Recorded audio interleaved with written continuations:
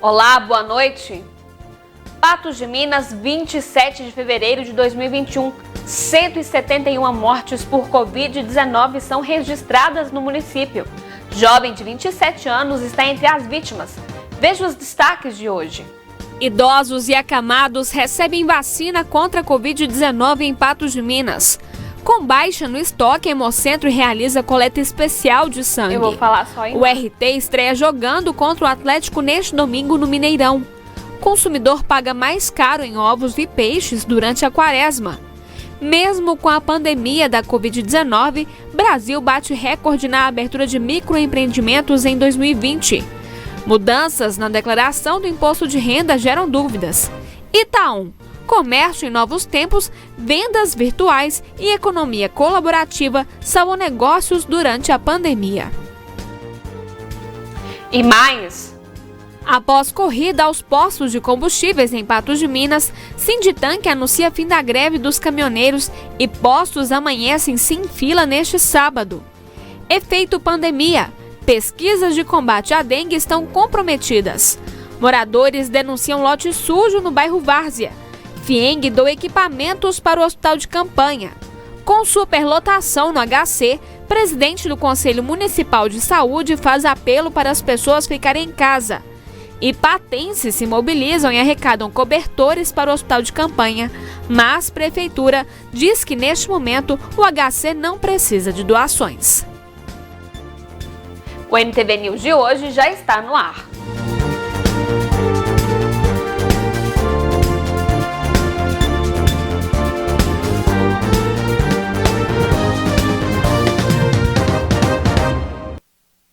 Após o desespero dos motoristas por combustíveis e das filas nos postos em Patos de Minas e em cidades da região, o cenário neste sábado voltou à normalidade e não deve faltar combustível no fim de semana. Os grevistas recuaram após se reunirem com o governo de Minas e decidiram suspender a mobilização que ganhou força desde o meio da semana. A sexta-feira em Patos de Minas foi caótica no final do dia. A preocupação com a greve dos tanqueiros em Belo Horizonte deixou a população patense apreensiva quanto a uma possível falta de combustível aqui e na região. A maioria dos postos ficou lotada, com filas extensas de carros desde as 4 da tarde.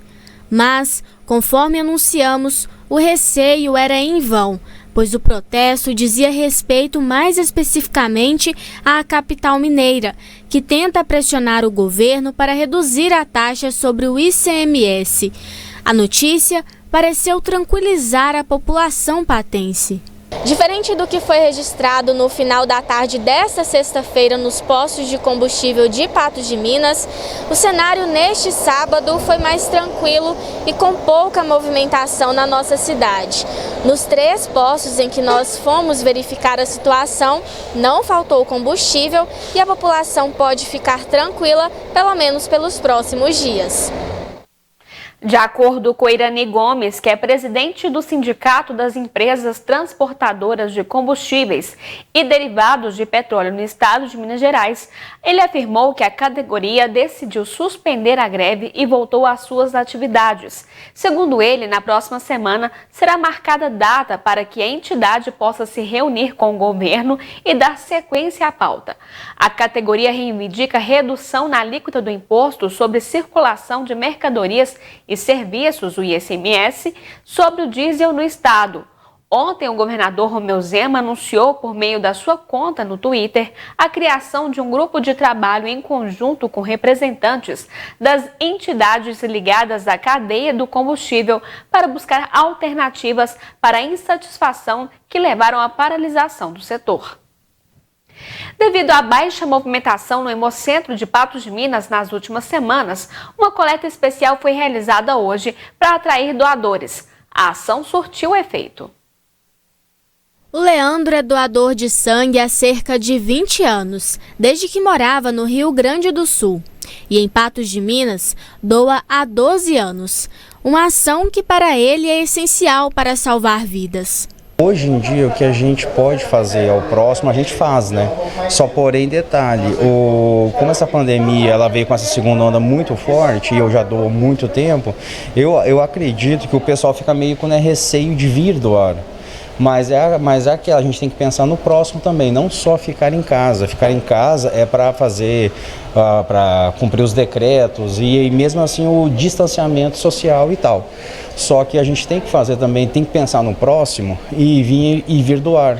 Nas últimas semanas, principalmente após o recesso de 15 e 16 de fevereiro, o estoque de sangue no Hemonúcleo de Patos de Minas está em baixa, atendendo menos de 50% do que costumava ser registrado em épocas de normalidade. Temos um atendimento normal durante toda a semana e nós divulgamos isso e esperávamos que tivesse uma procura da população maior. Infelizmente nós tivemos uma baixa demanda, menos de 50% do habitual nos procurou nesse período, por mais que nós tivéssemos divulgado. Geralmente os sangues que mais faltam são aqueles que mais usam, né? A positivo, O negativo, O positivo são os sangues que têm maior demanda, são geralmente os sangues que estão em estoque crítico. Por esse motivo, uma coleta especial foi realizada neste sábado para atrair doadores e melhorar o estoque. Segundo o gerente técnico, a ação surtiu o efeito desejado e foram agendadas em torno de 60 doações. Nós estamos passando por um momento difícil aqui na cidade, hospitais cheios, né? Alguns hospitais fechando porta porque não cabe mais pessoas, hospital de campanha numa situação caótica. Isso vai demandar sangue. E nossa preocupação é, quando precisar, será que nós teremos sangue para fornecer para esses hospitais? Por isso que nós estamos fazendo essa campanha e chamando a população para nos ajudar. Hoje nós estamos aqui no sábado fazendo uma coleta extra, fizemos uma divulgação essa semana e assim, a resposta da população foi muito positiva.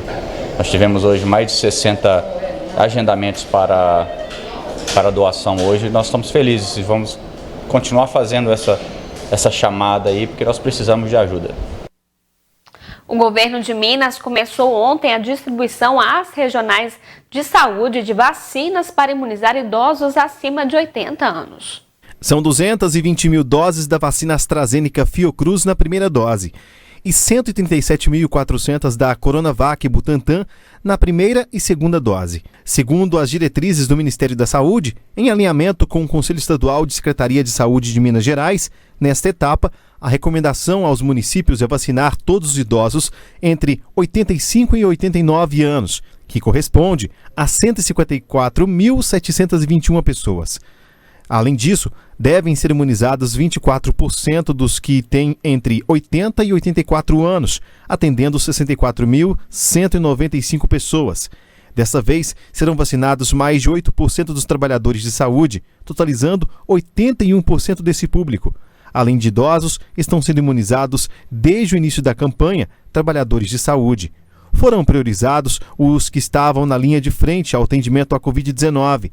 Parte das doses da quinta remessa de vacinas enviada aos municípios será destinada para imunizar 53.563 profissionais de saúde.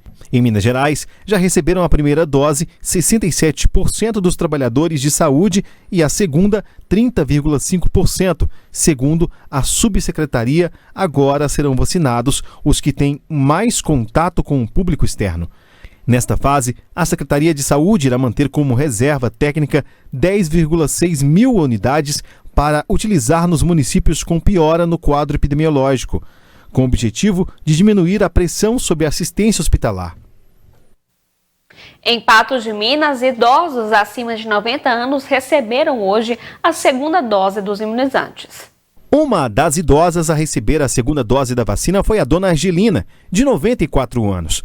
Que agora completou o esquema vacinal contra a Covid-19. Ela esteve no drive-thru, onde recebeu o imunizante.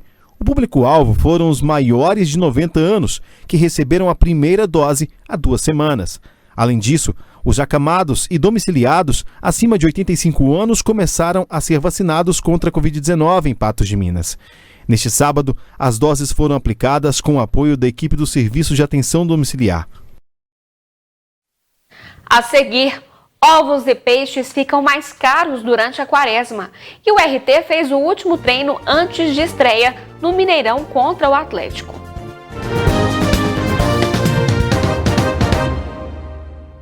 O Campeonato Mineiro inicia amanhã para o RT e na sua estreia o time enfrentará o Atlético em Belo Horizonte. O Galo será comandado por Lucas Gonçalves, que vai ser o treinador da equipe até o clube contratar um substituto para Jorge Sampaoli, que deixou o Atlético na quinta-feira após o fim do Brasileirão. Enquanto isso, a equipe do Trovão Azul fez seu último treino em Patos de Minas hoje. A URT estreia no Campeonato Mineiro 2021 neste domingo contra o Atlético Mineiro às 18 horas no Mineirão. Apesar de poucas possibilidades de amistosos, o técnico do Trovão Azul avalia o desempenho da equipe nas últimas semanas de treino de forma positiva. Foi uma pré-temporada muito boa. O clube URT oferece uma condição de trabalho excelente, entendeu? Boa alimentação, boa condição de trabalho, bons campos para treinamento, academia dentro do próprio estádio. Então, assim, foi espetacular mesmo, mais de 60 sessões de treinamentos. E agora, né, o que faltou realmente foi a questão dos amistosos, né? A gente queria fazer um pouco mais do que um. Mas devido a todo o problema que houve na cidade, a questão da pandemia, né, dos decretos, né, que até acertadamente foi feito, né, então impediu que a gente pudesse fazer os jogos contra o Pirapora e talvez mais um amistoso. Isso aí realmente foi uma coisa que não foi positivo, mas a gente entende e espero que com o decorrer do campeonato a gente consiga ganhar esse ritmo de jogo que, logicamente, se tivesse mais 2 amistosos a gente estaria melhor nesse quesito. Para a partida deste domingo, tanto a equipe quanto o treinador estão confiantes do resultado. A confiança é muito grande, né? Embora assim, os números, a estatística não seja muito favorável ao RT, né? A gente apurou, são 14 jogos com 13 vitórias do Atlético, apenas um empate da URT no Mineirão, em Belo Horizonte no caso, então quer dizer, os números não são muito favoráveis. Então a gente vai tentar quebrar esse paradigma, né? Tentar conseguir uma vitória, porque seria até histórico, né? O RT ganhando pela primeira vez em Belo Horizonte. Então, assim, em cima disso, a gente está muito otimista, os jogadores muito motivados, tem um trabalho que a tendência é só crescer a cada dia, a cada jogo. E vamos, né, para esse primeiro jogo e a tendência, como eu te falei na primeira resposta, a tendência do time é subir de produção. O técnico ainda adiantou que segue avaliando os jogadores para definir a escalação oficial. Mas toda a equipe passou por treinos intensos e agora é manter a preparação física em boas condições e a mente tranquila para entrar em campo no Mineirão. Na verdade, nós fizemos um trabalho ontem de bola parada, ofensiva, defensiva, chute a gol, fechando todos os espaços. Agora, na verdade, o que acontece? Na medida que os jogos vai aproximando, a gente vai tirando a carga de treinamento. Hoje é uma atividade mais lúdica, né? Uma atividade que realmente mais para os jogadores ficar mais tranquilo, relaxado, para que no domingo eles possam estar 100% para conseguir fazer um grande jogo, conseguir um grande resultado. E Uberlândia e Cruzeiro abriram hoje o Campeonato Mineiro 2021 em uma partida que começou às 16h30 e aconteceu no estádio Parque do Sabiá, em Uberlândia. A partida marcou o 100º confronto entre as equipes na história e terminou em 1-1. A quaresma é um período religioso com crescimento na venda de peixes e ovos. Mesmo com o encarecimento dos produtos neste ano, estabelecimentos têm se preparado para que as compras não pesem no bolso do cliente. Na lista como queridinhos dos clientes estão peixes como salmão, bacalhau e tilápia. O camarão também se tornou uma escolha para quem deixa de comer carne vermelha neste período de quaresma. O pessoal procura mais os peixes que eles já conhecem, que tem facilidade de fazer, com receitas que já conhecem. Mas a gente tem uma variedade muito grande que a gente sempre indica para o cliente estar conhecendo outros peixes também. Quanto aos preços, houve elevação, principalmente do salmão, que em 2020 custava R$ 29,00 o quilo e agora custa R$ 38,00 o quilo. E a tilápia, que no ano anterior custava R$ 27,00 o quilo e neste R$ 35,00 o quilo. encareceram bastante. A gente chega numa época agora também que temos Piracema, Defesa, em questão do camarão, que já eleva também o preço, e sem contar que é uma época que tem bastante consumo, né? Então tem bastante procura, os preços costumam subir um pouco sim. Como o salmão, ele tem um aumento praticamente semanal. Uma semana ele pode subir, outra semana ele desce um pouquinho, então a gente mantém, esperando que na outra semana, nas posteriores, ele possa diminuir. Se, claro, não diminuir, a gente tem que mexer no preço. Neste período também há aumento na venda de ovos. Em locais de compra é possível encontrar diversos. Tem branco, roxo e de codorna. Em relação a 2020, houve aumento no preço de 15%. Neste ano, a cartela com 30 ovos brancos custa R$ 11,98. O ovo roxo, R$ 7,99. E o de codorna, R$ 5,99. Tivemos um aumento realmente nesse período da quaresma do ano passado para esse ano. Muito se deve ao aumento do milho, da soja, da exportação, que aumentou muito nesses últimos meses. E tradicionalmente, nesse período de quaresma o consumo aumenta, mas o que elevou bastante mesmo foi o aumento dos insumos da produção. Em supermercados e peixarias para este período é de crescimento nas vendas. Nessa época, graças a Deus, o pessoal busca bastante peixe, né, que é uma opção bastante saudável. E as pessoas procuram nessa época, e muitas pessoas levam para o resto do ano esse hábito porque vê como se sentem melhores, né? Nós esperamos que tenhamos um aumento um crescimento de venda em relação ao ano passado. Temos vários fornecedores que nos atendem do Brasil todo. Então, buscando as melhores condições, as melhores negociações, vamos repassar para os nossos clientes e, consequentemente, é um aumento de venda no nosso departamento aqui nesse período de quaresma. E vamos falar do tempo. O sábado amanheceu chuvoso e o domingo na nossa região terá céu nublado, com frente fria e muita chuva. De acordo com a meteorologia, a zona de convergência do Atlântico Sul continua atuando no litoral brasileiro, trazendo umidade de outras regiões para o noroeste mineiro.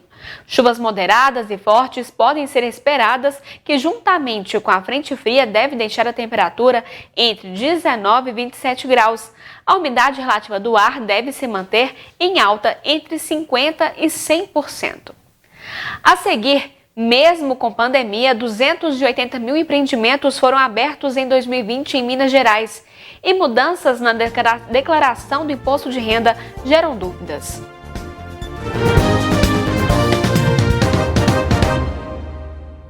Com o desemprego em alta no Brasil, muita gente tem se aventurado a abrir o próprio negócio.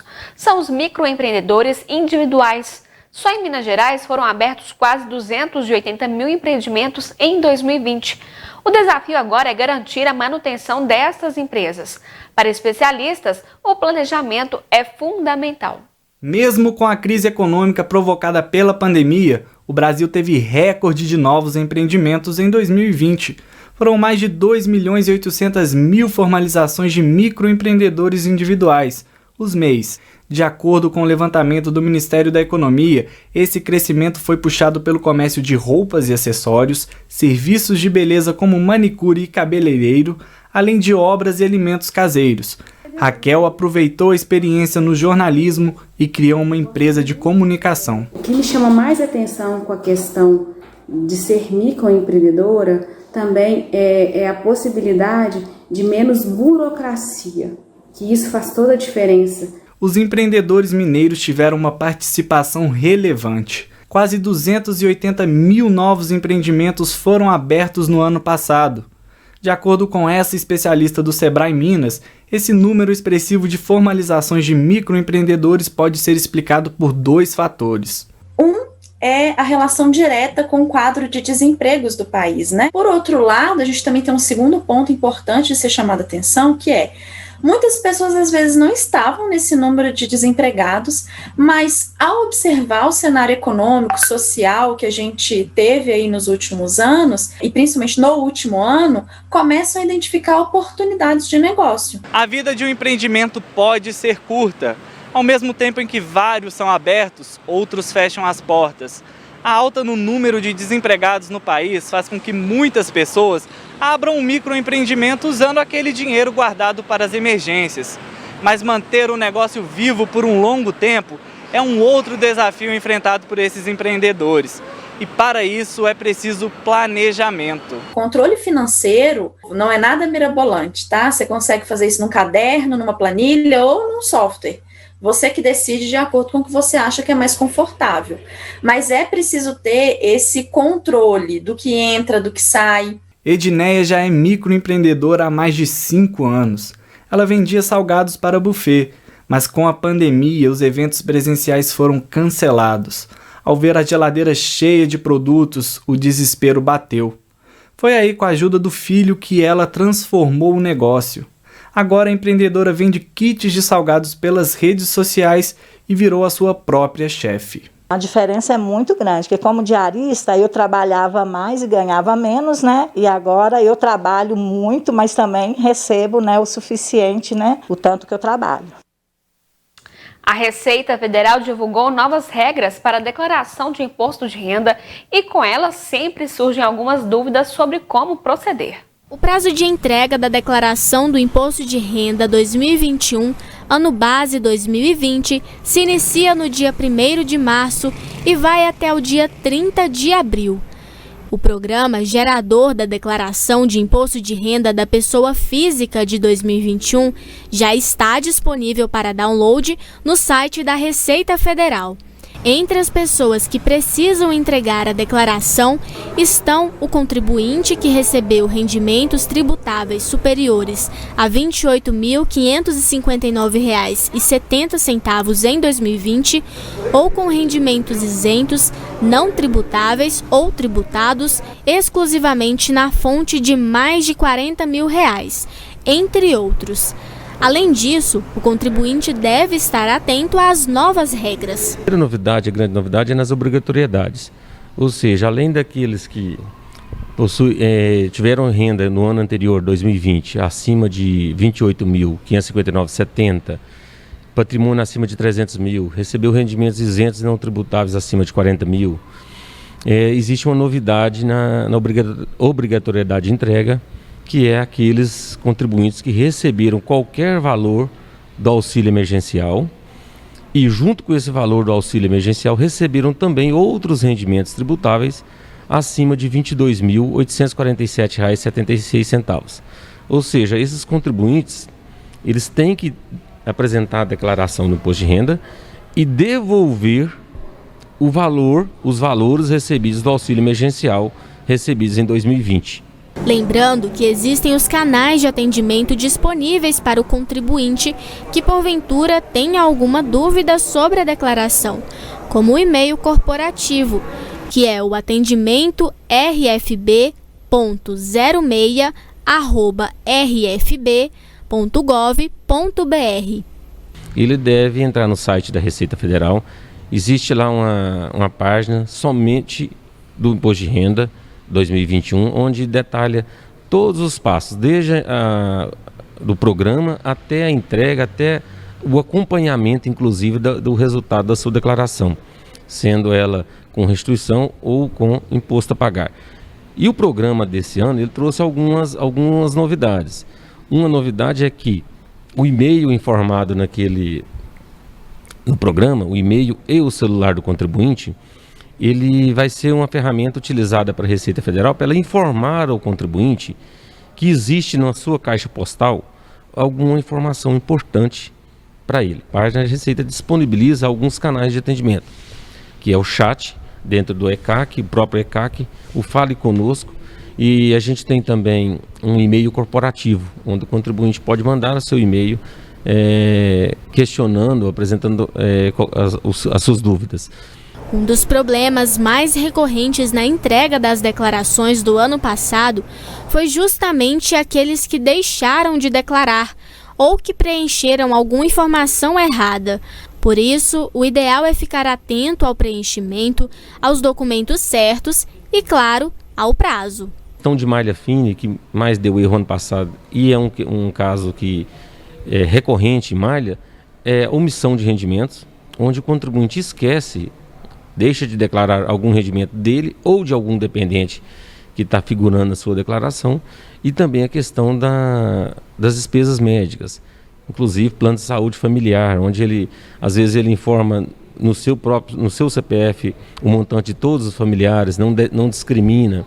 Então, esses 2 pontos são os que mais caem em malha e a gente pede atenção do contribuinte na hora de formalizar, de preencher a declaração, de observar essas questões. Uma última recomendação aos contribuintes e aos profissionais da contabilidade é em relação às doações ao Fundo da Criança e do Idoso. O procedimento é muito simples, a Receita Federal não é questão que vai cair na malha, a Receita até inclusive orienta, pede, ao invés de mandar o nosso recurso, nosso imposto de renda para a Secretaria do Tesouro Nacional, vamos colocá-lo aqui na nossa cidade. Então a gente faz esse apelo para que os contribuintes, principalmente os profissionais de contabilidade, se atentem a um procedimento simples, onde ele faz a doação, o próprio programa calcula o valor a ser doado para cada fundo, seja por da criança, seja por do idoso, e caso o contribuinte tenha um valor a pagar, essa parte doada vai abater do seu imposto a pagar. Se ele tem imposto a restituir, essa doação vai acrescer na sua restituição. O comércio virtual salvou milhares de negócios desde o início da pandemia. Foi a exposição de produtos e serviços em redes sociais, sites e aplicativos que possibilitou a manutenção das vendas. Mas para os pequenos empresários, a criatividade e a economia colaborativa também foram fundamentais. Até os móveis a Kelly pôs para vender quando a pandemia começou. A comerciante achou que seria o fim do tão sonhado brechó.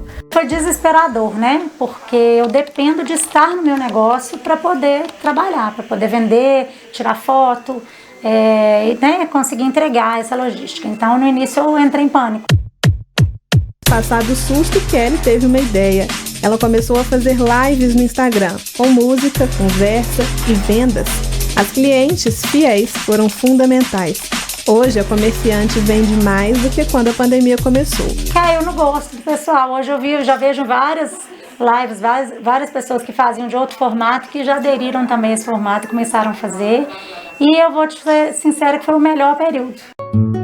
No mundo hiperconectado, com gigantes do e-commerce e logísticas de entrega muito rápidas, o que faz um consumidor escolher uma loja de bairro?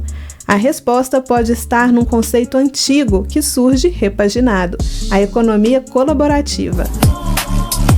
Antes da pandemia, a Nazaré já comprava no comércio do bairro Ipiranga. Agora ela faz tudo pelo WhatsApp. Para você ter uma ideia, o próprio mercado já me manda as ofertas da semana, eu já faço minhas compras, eu não vou mais a mercado. As compras da internet para mim viraram o meu dia a dia. Um mundo cada vez mais de troca de dados. Com a quarentena, a gente teve que migrar nossas interações para o online, inclusive na hora da compra. Isso acabou acelerando um processo de digitalização que já vinha acontecendo. É uma tendência que veio para ficar. E também com a tecnologia, outra tendência ganha força. O consumidor mais conectado é também mais informado, mais engajado. E por isso, mais aberto ao conceito de consumo consciente. Quantas informações a gente compartilha hoje pela internet e quantos produtos chegam a nós hoje que não chegariam antes, né, por exemplo. Então, eu entendo o acesso aos meios de comunicação hoje como uma ferramenta muito útil para a ampliação dessa economia de colaboração, assim, seja no âmbito da produção, seja no âmbito do consumo. Outro bom exemplo é a iniciativa dos funcionários deste escritório de design. No início da pandemia, eles desenvolveram um mapa colaborativo Fica em Casa BH. No site, com geolocalização, é possível inserir informações sobre os comércios locais. Foram mais de 800 empresas cadastradas. Qualquer um pode cadastrar, inteiramente grátis, não tem custo para cadastrar nem para buscar, para fazer com que as pessoas encontrem os estabelecimentos durante a pandemia. A gente teve muito retorno dos clientes procurando pelos comércios que estavam abertos, porque não dá para você sair na rua olhando o que está aberto e o que não está, né? Exatamente. E às vezes até lugares assim, que é 2 quarteirões para trás, você não passa ali na porta, mas ele está do seu lado e você não sabia. Mas é preciso cuidar bem desse consumidor. Mesmo disposto a comprar no comércio local, ele sabe que as possibilidades são infinitas. e vai ser fiel a quem oferecer a melhor experiência. O consumidor não vai comprar se ele não tiver um bom atendimento, se ele não tiver produtos de qualidade, com preços acessíveis, formas de pagamento diferenciadas e um encantamento, né? A gente fala muito em encantar o consumidor, o cliente, precisa desse encantamento cada vez mais intenso, principalmente nesse momento.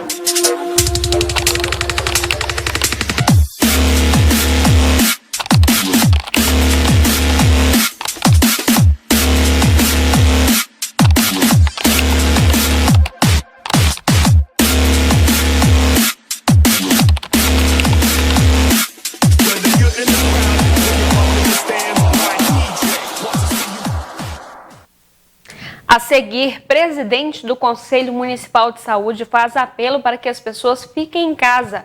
E patenses se mobilizam e arrecadam cobertores para o hospital de campanha, mas a prefeitura informa que o HC não precisa de doações neste momento.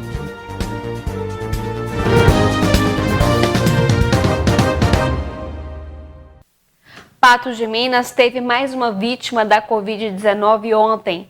O jovem Décio Silveira de Almeida, de 27 anos, conhecido como Decinho, que estava internado em uma UTI de um hospital particular da cidade, faleceu durante a tarde.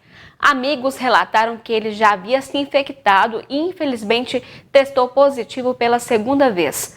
Nas redes sociais, familiares e amigos prestaram homenagem a ele.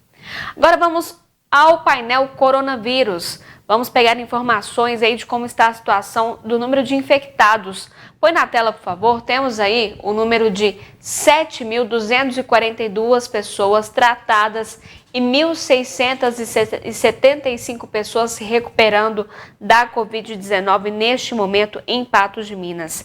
Infelizmente, mais um óbito registrado na cidade em relação ao número divulgado ontem. Ao todo, são 171 óbitos na cidade, sendo 9.248 casos confirmados ao todo. Hoje, atualizado na data do dia 27, temos aí 111 pessoas de Patos de Minas internadas em leitos clínicos e 49 pessoas internadas em leitos de UTI. Vamos acompanhar agora o número de internação da região na próxima tela. Temos aí 133 pessoas internadas em leitos clínicos. Pessoas da nossa região que estão ocupando hospitais públicos e privados aqui em Patos de Minas e 62 pessoas internadas em leitos de UTI. Isso representa 258,33% de ocupação dos leitos clínicos na cidade e 158,97% de ocupação dos leitos de UTI.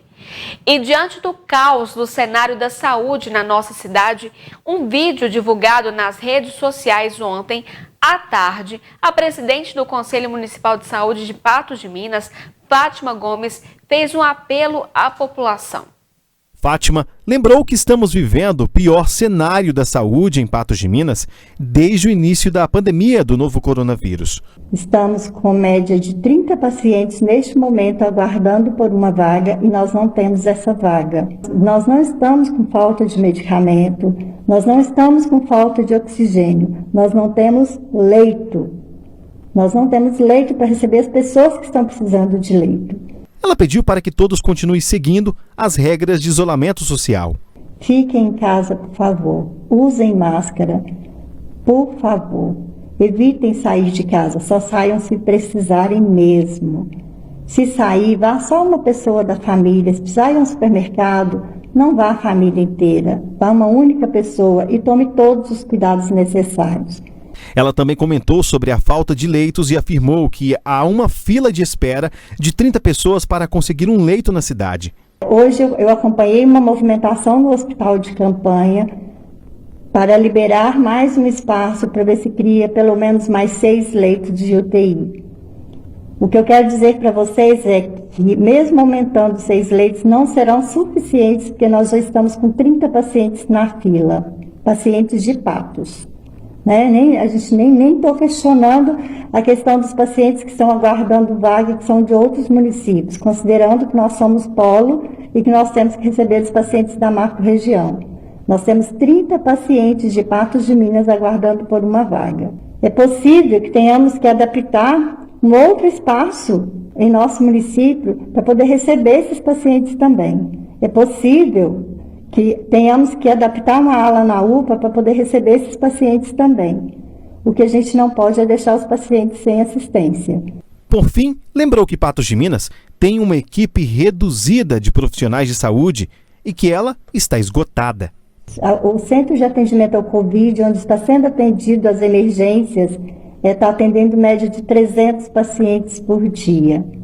Nós temos uma equipe reduzida de profissionais de saúde que já está trabalhando com Covid já faz um ano. Essa equipe está cansada, essa equipe está esgotada e o processo de contratação está aberto para ver se contrata mais profissionais para auxiliar. 5 pacientes que estavam internados por causa da Covid-19 em Monte Carmelo foram transferidos para a Santa Casa da Misericórdia de Barbacena na tarde de hoje. A operação teve apoio do Corpo de Bombeiros e da Defesa Civil de Minas Gerais. Segundo a Prefeitura, os transferidos são 3 homens de 37, 39 e 55 anos, um idoso de 63 anos e uma mulher de 38 anos. Eles estavam internados no Hospital Municipal e precisavam de vagas em UTI. Ainda de acordo com o município, atualmente a cidade tem 19 leitos de UTI, sendo que todos estão ocupados.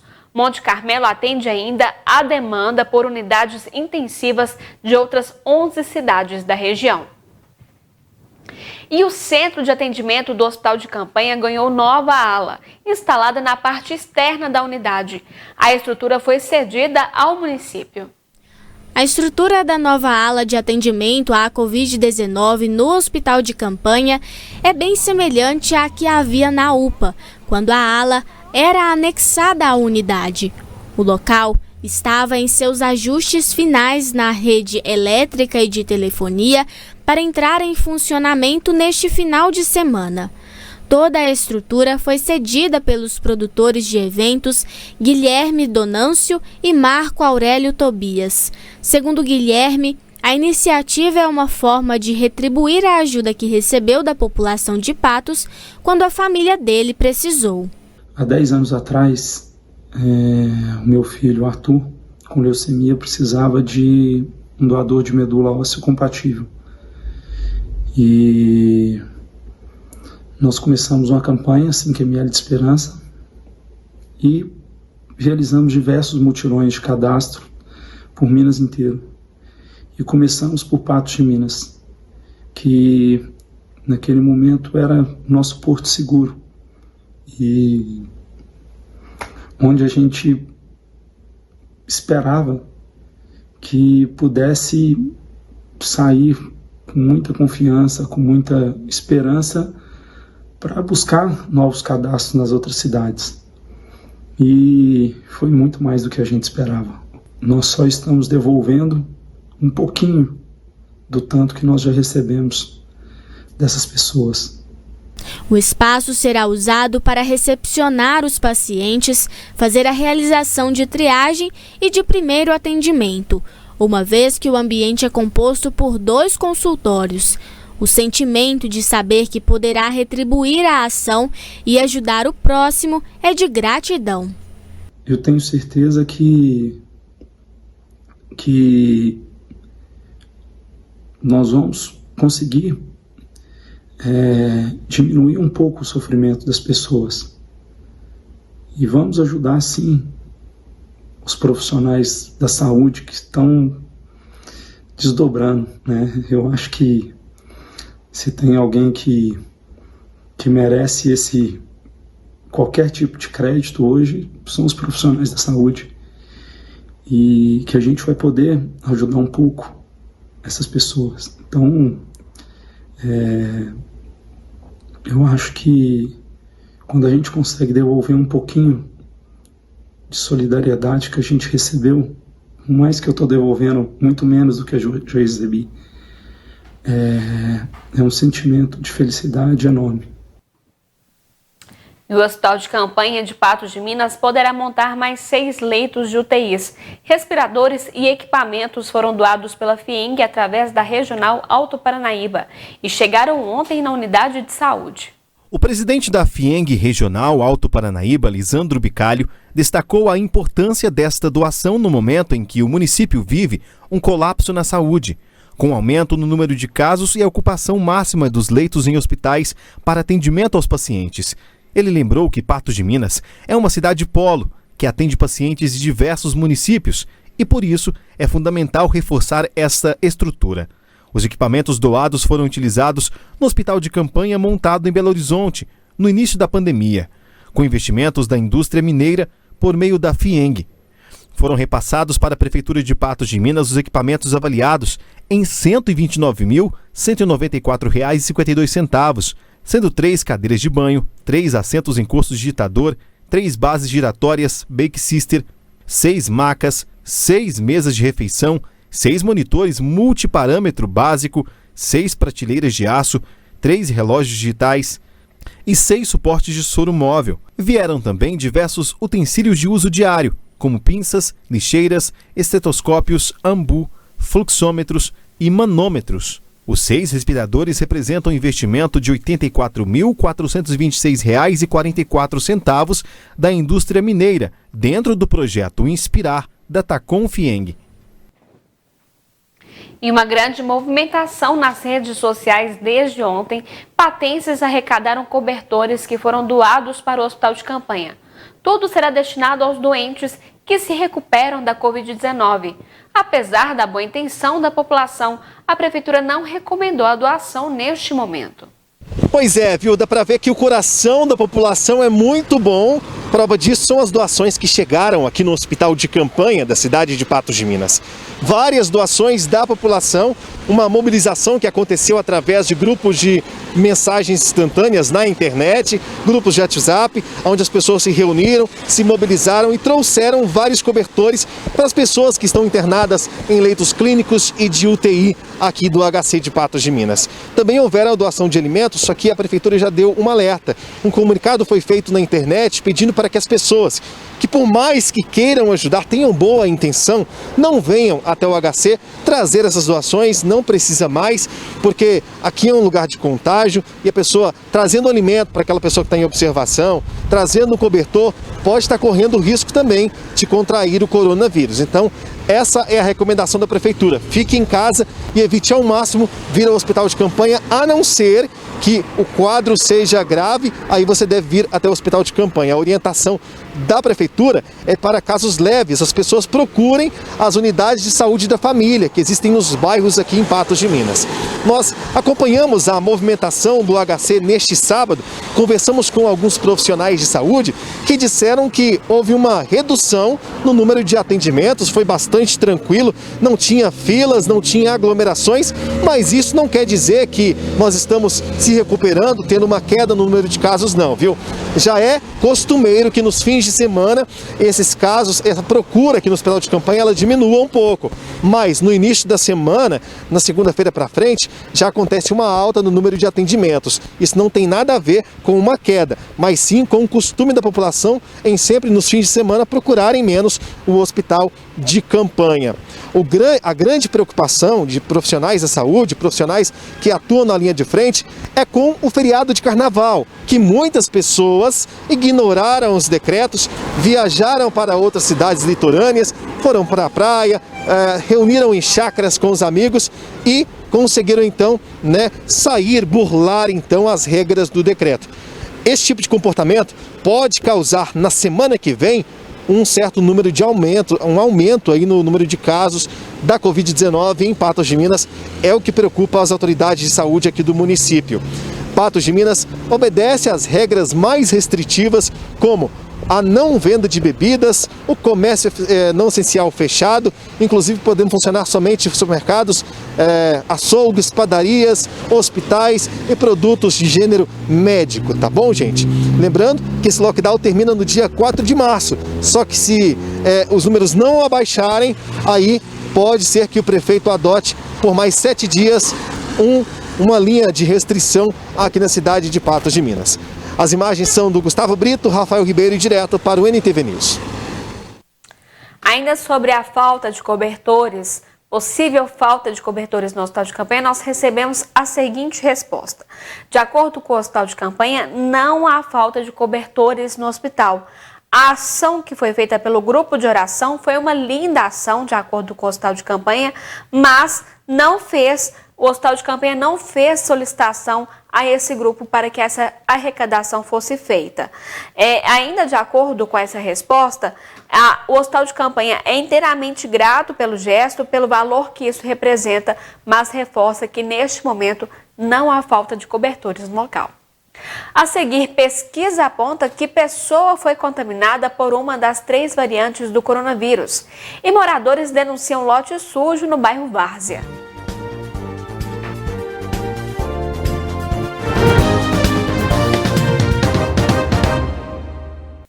No mês que vem, a pandemia da Covid-19 vai completar 1 ano.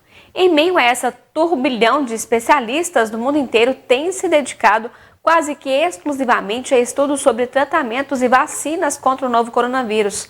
Com toda essa dedicação, algumas doenças acabaram negligenciadas. Uma delas é a dengue. No final do ano passado e em meio a uma pandemia, Sara começou a se sentir mal, ficou assustada e procurou ajuda médica. Eu comecei a sentir a cabeça um pouco mais pesada e foi evoluindo com uma dor mais forte, assim como o meu corpo, que ficou um pouco mais cansado, que depois desse cansaço foi começando as dores no corpo e nas juntas. Eu percebi que não era só uma gripe normal, só que aí eu fui no médico e vi que estava com dengue. De acordo com a Secretaria de Estado de Saúde, Minas Gerais vivenciou 4 epidemias de dengue na última década.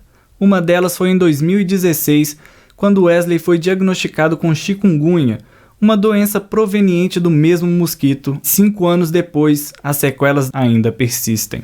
Fiquei durante 1 ano e meio com essas dores nas articulações que iam e voltavam, às vezes no joelho, tornozelo, nos dedos, mas o que persistiu até hoje eu tive uma inflamação em 2 vértebras na minha coluna, na parte mais próxima do cóccix, e persiste até hoje. Com o agravamento do quadro da Covid, os recursos de pesquisas científicas tiveram que ser alocados na busca por respostas à doença que mata milhões de pessoas no mundo, incluindo o Brasil. Isso afetou o andamento de outros estudos científicos. Foi o caso de uma pesquisa desenvolvida desde 2019 no Departamento de Química da UFMG. A produção de uma pastilha de cerâmica que reduz a proliferação do mosquito da dengue está parada. A pandemia afetou inclusive uma parceria para levar o produto à cidade de Joinville, em Santa Catarina. Lá ia ter que ser uma equipe maior, aí a gente começou a selecionar, mas infelizmente não avançou. Eu tive que dispensar os alunos que estavam sendo selecionados e, numa outra oportunidade, entrar em contato novamente. O primeiro imunizante no país contra a dengue já está sendo testado em Belo Horizonte pelo UFMG em parceria com o Instituto Butantan. Já são 4 anos de estudo e 16 mil voluntários. Apesar de não prevenir a zika e a chikungunya, essa vacina é capaz de combater os 4 tipos de dengue. Ela sofreu um pouco com a Covid porque as pessoas têm medo de ir, né, ao posto de saúde. A gente estava fazendo o teste da vacina de Coronavac também aqui, então dificultou muito, mas os testes ainda estão em andamento. E por falar em dengue, não é de hoje que moradores reclamam sobre a falta de limpeza em lotes. Na rua Doutor Adélio Maciel, no bairro Várzea, há um terreno abandonado e de lá saem bichos que invadem residências vizinhas. A dona Araci mora em Patos de Minas há pelo menos 50 anos. Ao lado da casa dela tem um lote vago. Pelas imagens logo se vê o descuido. Mato alto, restos de materiais de construção e muito lixo. Mas tem de 5 anos, 7 anos pra cá. Tudo quanto eles jogam aí. Tudo quanto eles jogam. A gente já encontrou rato, escorpião, a cobra, igual eu falei. Esta senhora também mora numa casa aos fundos do lote vago e tem sofrido com a mesma situação. Ela já chegou a pagar para limparem o local, mas está cansada de ver que nada se resolve. Eu mesmo já paguei muitas vezes para limpar. Com o meu dinheiro, pago o rapaz, ele vem, limpa em volta da casa, limpa aqui ó, no passeio, sabe? Mas agora eu falei, agora não vou limpar mais não. Agora Que você limpa, eles jogam, não adianta. Eles cortaram o arame, ó, entra aí, o pessoal da rua entra aí. Os malos aí, ó, fuma droga aí, queima fio aí para tirar os fios, não adianta não. Na casa da dona Araci, há crianças, por isso a preocupação maior é com os pequenos. Segundo ela, não se sabe quem é o dono do lote e logo não há como pedir para que o proprietário tome providências. Ligam na prefeitura para pedir ajuda e nada também.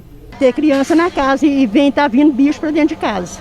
Ninguém sabe de quem que é. Aliás, alguém deve saber, né? Na prefeitura, qualquer coisa assim, eles devem saber. Mas nós não sabemos. Não, os que mandar olhar aí, mas ninguém vem cá fazer nada. Por isso, sem saber o que fazer, elas recorreram à nossa equipe. O que cobram é uma providência. Uai, eu espero que eles notifiquem o proprietário, que eles devem saber, porque deve ter alguma coisa na prefeitura lá, né? Que eles notifiquem para ele limpar. Se ele não limpar, a prefeitura dá jeito de limpar e depois ele se vira lá, né? Porque nós não podemos ficar com esse lote aí desse jeito aí, ó. Você vê muito próximo das nossas casas aqui, ó, né? Vamos ver se agora eles tomam providência, né? Ver se melhora para nós, né? De acordo com a prefeitura, a limpeza de lotes particulares é responsabilidade do proprietário. À prefeitura cabe notificá-lo e, caso ele não execute a limpeza, procede-se à multa. Para que a prefeitura possa agir, é necessário que o cidadão formalize a denúncia no site patosconectado.com.br ou no telefone 3822-9115, das 12 às 18 horas. É necessário informar o endereço completo do lote com o nome da rua e ao lado de qual número o terreno está localizado. Por hoje é só, obrigada pela companhia. Mais informações no site patosjá.com.br. Na segunda-feira tem o 30 Minutos a partir das 11h30 e a gente volta a se encontrar ao meio-dia no programa Gui Boaventura. Boa noite, bom domingo e fique em casa.